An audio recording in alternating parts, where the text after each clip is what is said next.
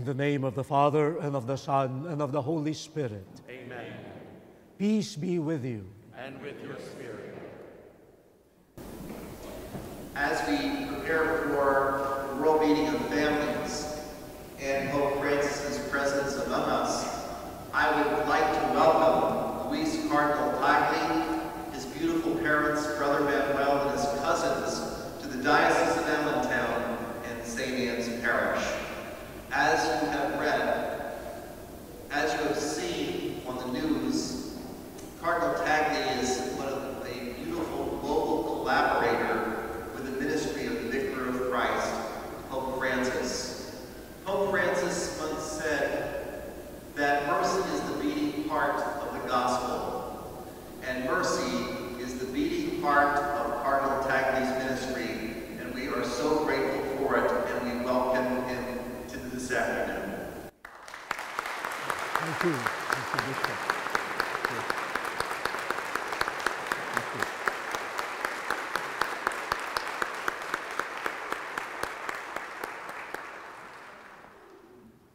Thank you very much, Bishop. Thank you very much, Bishop. Thanks to everyone. Let us now acknowledge our sins and so prepare ourselves to celebrate the sacred mysteries.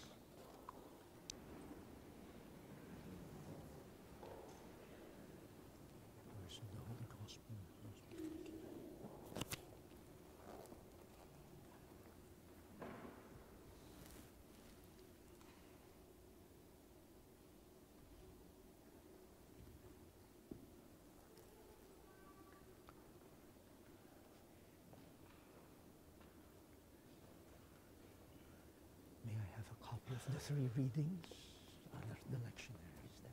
Thank you.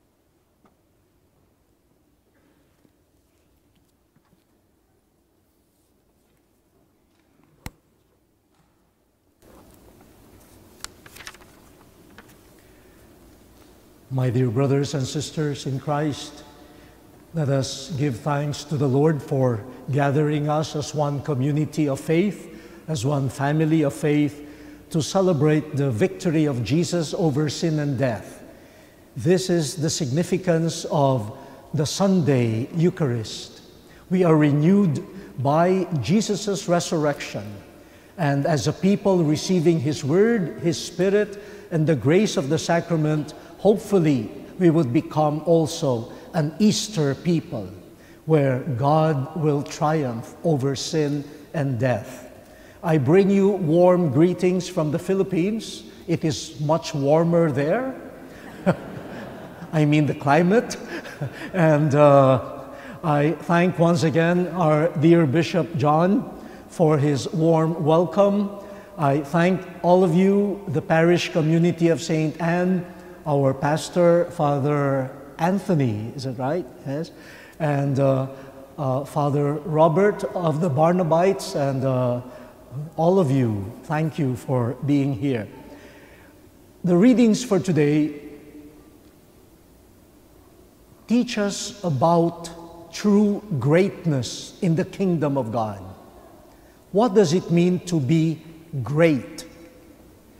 It is not bad at all to dream that one day we would be great. That's great.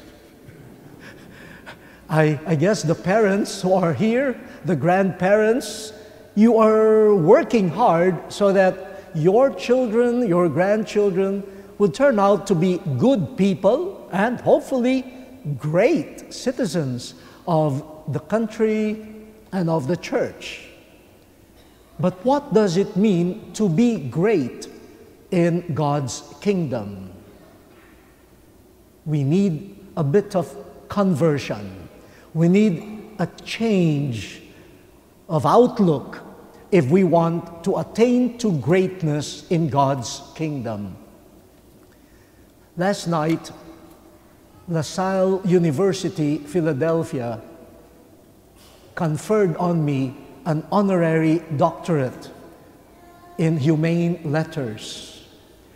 And the citation talked about my greatness.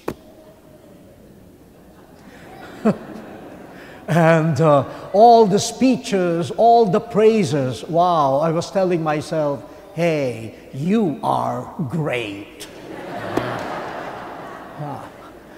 But before I could even rejoice, here are the readings.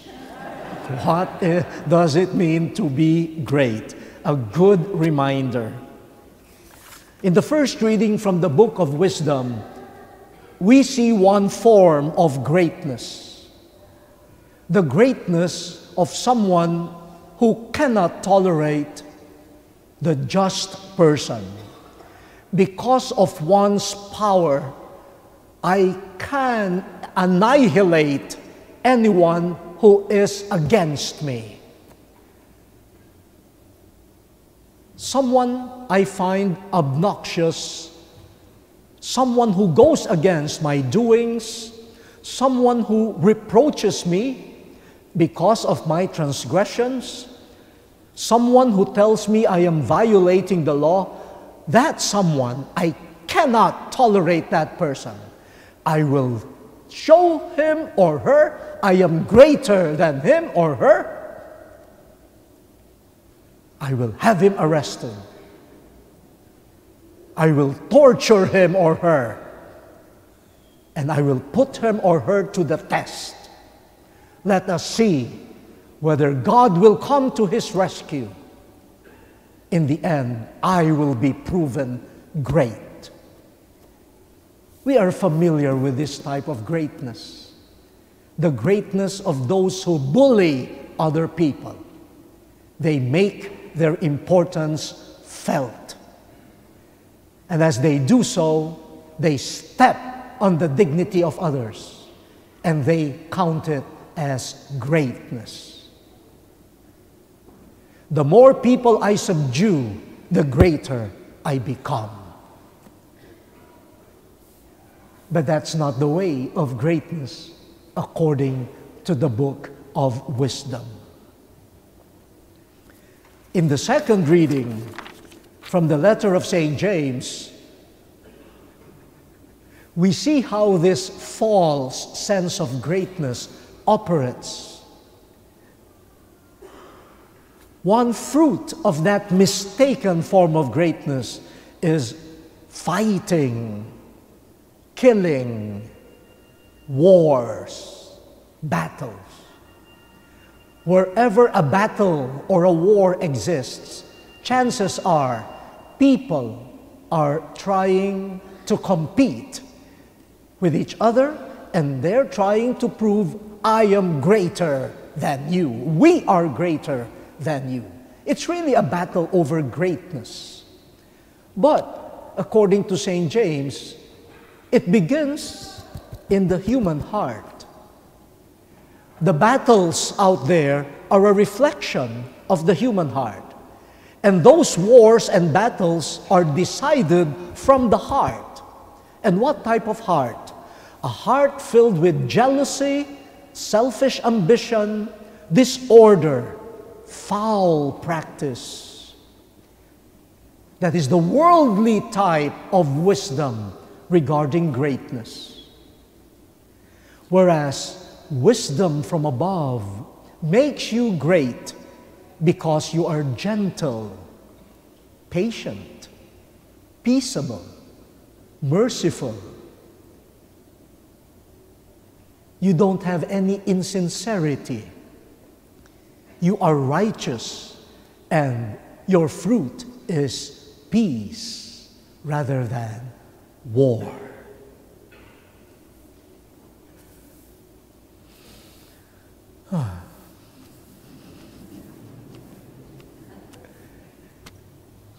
Please, don't look at me that way. It's not me, it's St. James. It's the book of wisdom.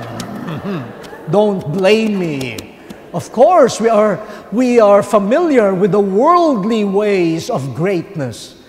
And I guess we're all guilty of having embraced this type of greatness somehow.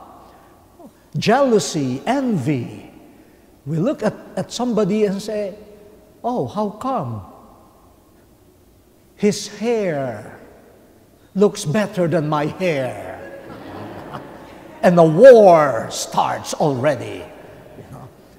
Or say, oh, how come? She has clear complexion.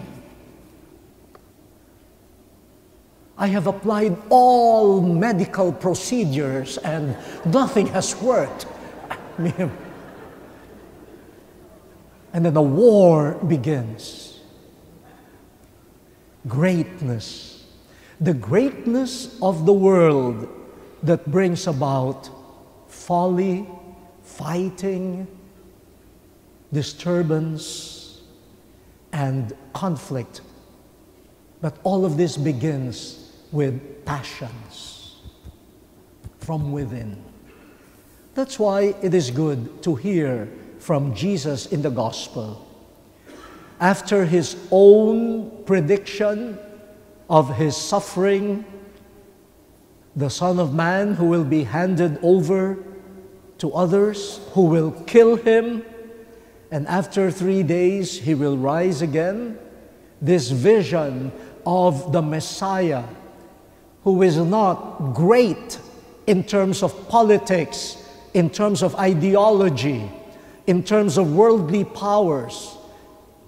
When the Messiah is judged by worldly norms, he would be considered a failure. But Jesus,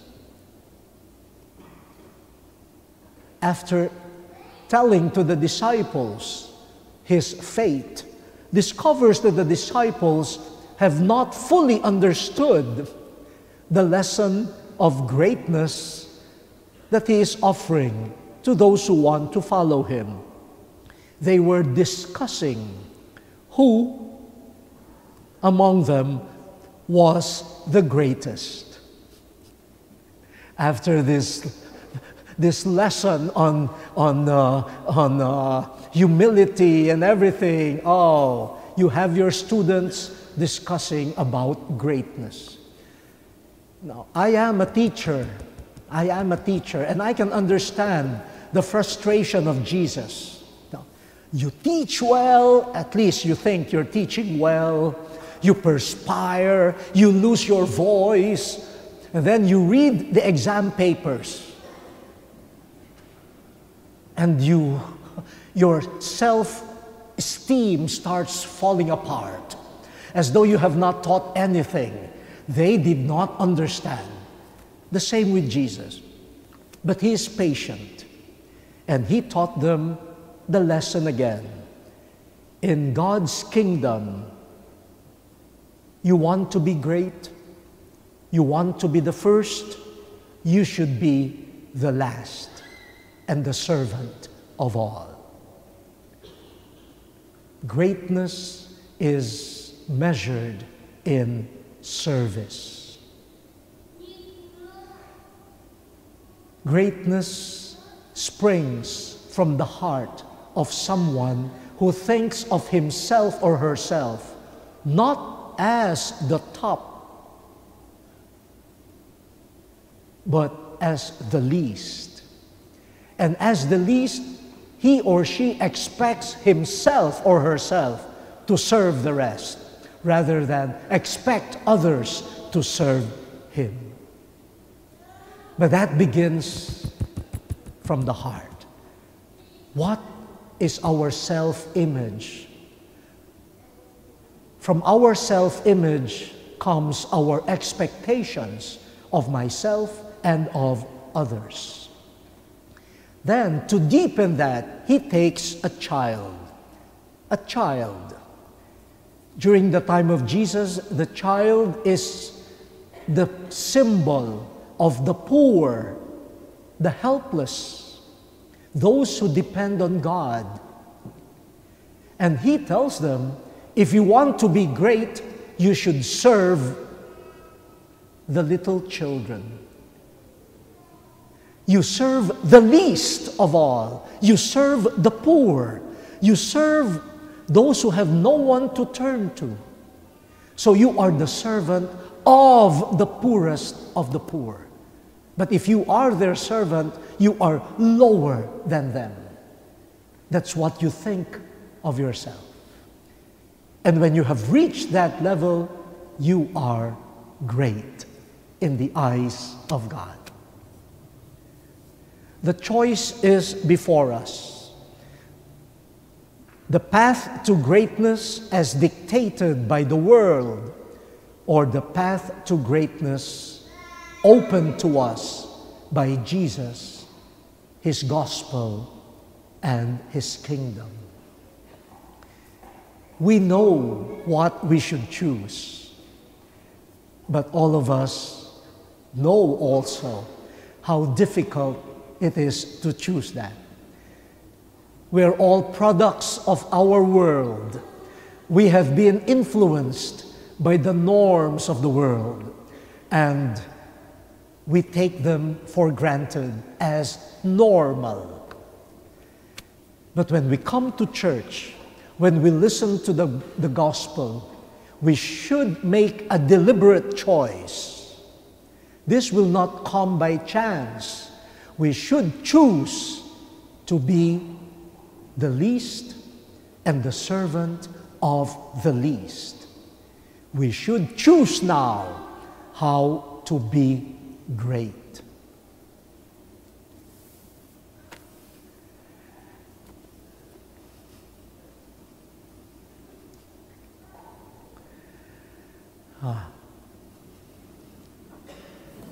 Let me end this reflection with a story, based on my own experience. When I was a young priest, and I was asked to do some work in one office in the Vatican as a consultant,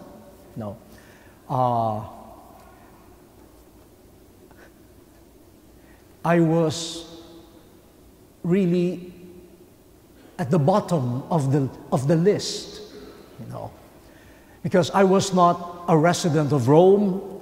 I was just being invited to attend meetings and to do some work in the secretariat. So whenever the attendance sheet appears and is passed around, my name is at the bottom. And one meeting, I arrived in Rome early morning, and my throat was very bad. I was sneezing all the time. I had a bad cold. I was coughing. So I called the office that called for a meeting. And there was another priest who answered. He was working in that office. And I introduced myself. He had known me before. I told him, I am not feeling well. May I report to the meeting in the afternoon? I want to rest this morning. And he said, we did not send you a ticket for you to sleep in Rome.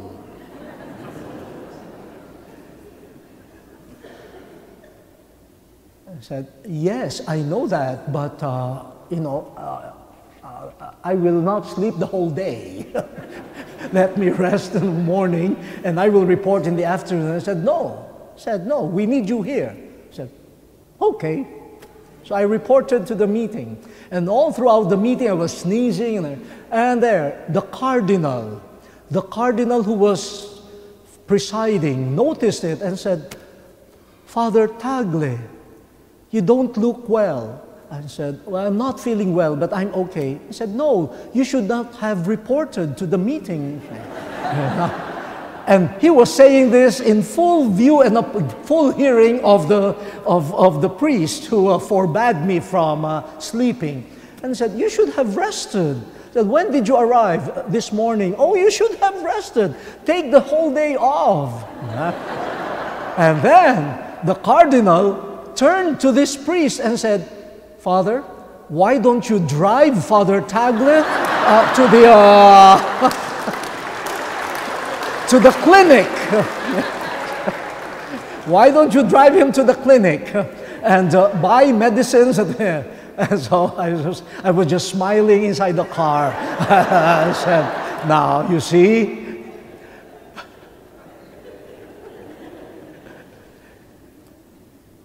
just be humble. You don't even have to fight for yourself. God sees all. And now that I'm a cardinal, I see this person many times a year. But I don't remind him of that past. I need to be gracious. But every time I see him, I ask him, how are you? Are you happy? Are you healthy? Are you feeling well? Yeah. But you see, there is great joy when we remain the least and the servant of all.